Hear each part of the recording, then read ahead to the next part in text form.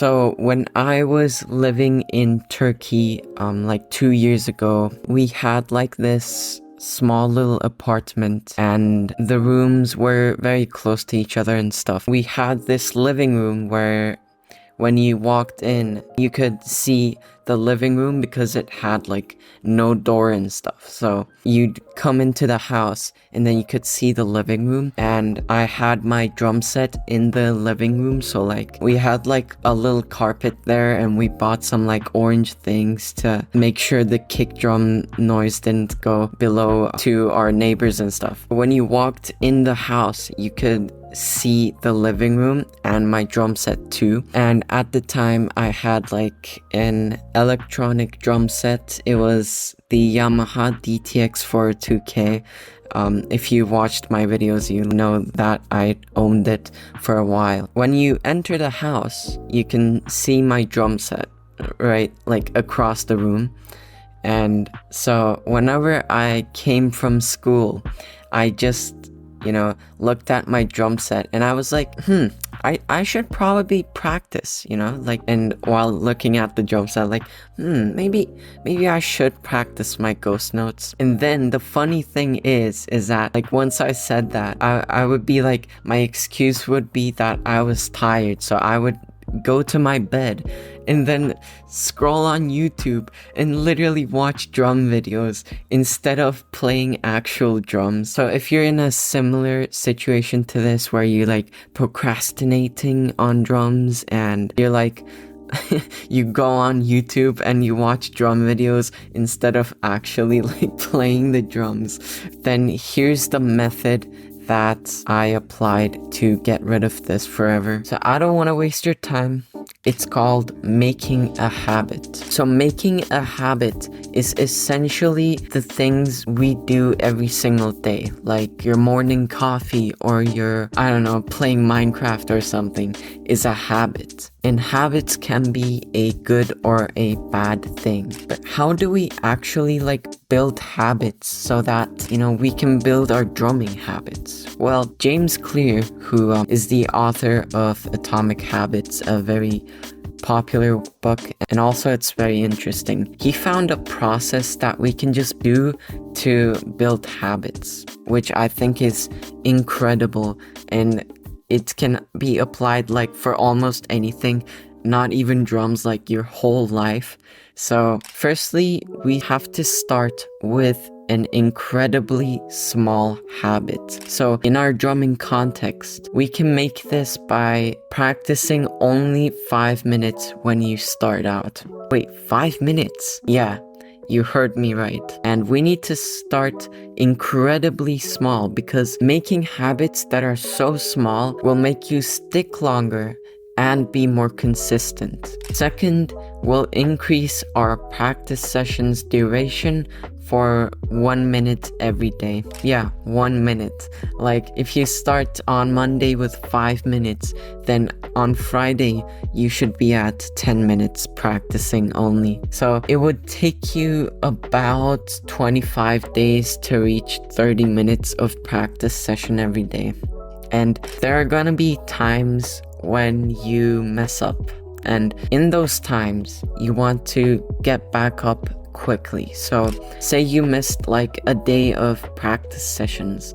Well, tomorrow you should immediately get back again, because once you failed twice, then it's gonna be much harder to get back up rather than when you've failed only once. And finally, you'll want to be patient. And I know it's such conventional advice to be patient and everything, but out of all of these things I've mentioned right now, you can't do them without being patient first. So now that you know how to build the new habits, now I'm gonna teach you how to be consistent with them. So this tip is probably one of the key ones out of all the tips I've given you so far. You need to make practicing a part of your day. Let me explain.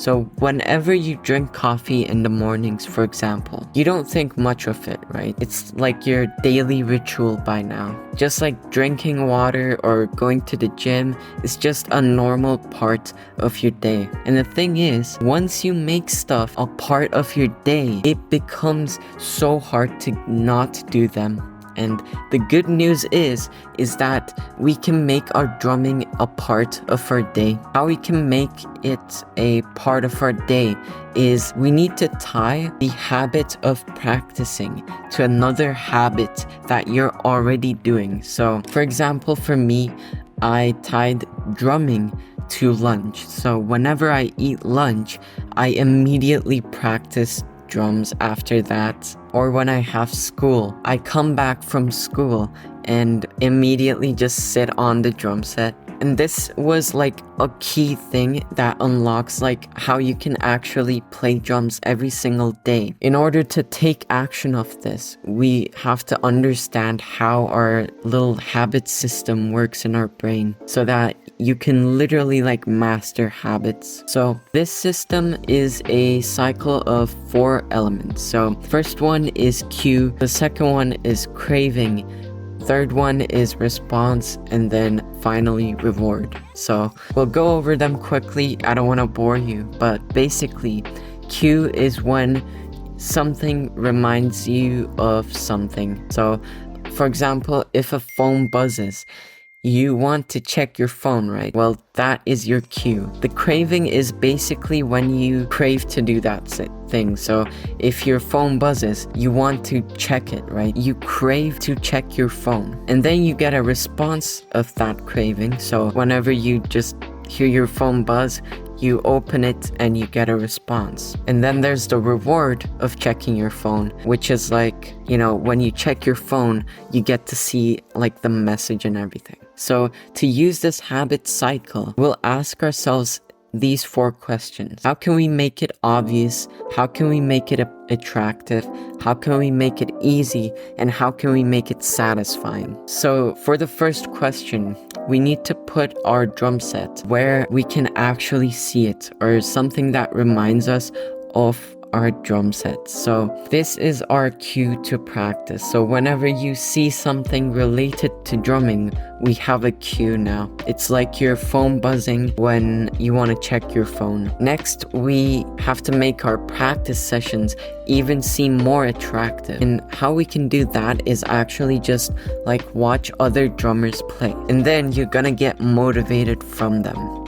And now we need to make going to our practice sessions easier. And this is the third thing. How can we make it easier? Well, unfortunately, if you have to drive to like a studio every single time you want to practice, you kind of have a disadvantage. But the best I can recommend you with that is like practice on your practice pad and then go to the studio, you know, like once in a while. If your drum set is like 2 feet across your room, then that's like the perfect scenario. And finally, we have to make our practice sessions satisfying. And you can do this by playing along to songs at the end of every practice session so that your mind actually starts like associating fun with your practice sessions. So our drum cycle should look like this. First of all, we see our drum set. Whenever we walk across the hallway,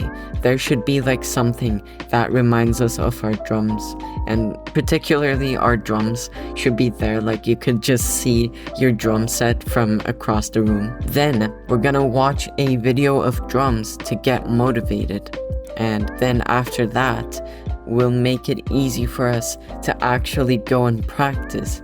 So, for example, you can put your drum set a little closer to your room. Finally, we'll practice drums, and then at the end of our practice session, we'll play to songs so that we don't get bored out of existence of our practice sessions. Now we have all of this information, and here, like, okay, first I'm like, what do I do now? What are the actionable steps that I can apply today? Firstly, you'll want to make drumming a part of your day. So we've talked about this. we will tie a habit to another habit. For example, if you come home from school, you can immediately just go to your drum set without even getting motivated or something. But if you're motivated, that's also really, really good. But like, just sit on your drum set and then just make it a habit of yours. Just make it a normal part of your daily routine. Also, these tips will help you a lot. So whenever you come home, have something that reminds you of drums, like a poster or like something to remind you, basically like a drum set or whatever. And this will make you not miss your practice session and forget it. And then we'll watch videos about drumming to get motivated for drums and to crave drums. Afterwards, we'll go to our drums and we'll make drums as easily accessible as possible. So whenever it's possible, just place your drum set like across the room or something, like just make it easily accessible. And lastly, you'll want to make your practice sessions fun by playing to songs at the end of your practice session so that you get like a positive feedback loop. And also for the long term, you'll want to be patient and don't just, like practice for 30 minutes every day or an hour every day. You want to increase it gradually so that you get used to the habit, and then you can practice for like an hour without even struggling. And then when you mess up, be sure to get back to drumming as soon as possible, because if you don't, then you'll miss it, and then it will become a hassle for you to go to the practice room and practice again. And that's it. And if you want more help with this, where I can personally keep you accountable for like every single day for your drumming, as well as a personalized timetable that I personally put like 9 hours into it and all of that, etc., then I can recommend you my coaching. And I'm gonna say this, bro, the prices are going up very fast. So if you want to have a chance to talk with me and keep yourself accountable even more with drums, and you want to really take this to the next level, bro, click the first link in the description to literally get coaching from me and a personalized timetable. See you in the next video. Peace. I haven't done the peace outros in a while, so I wanted to make that. Peace.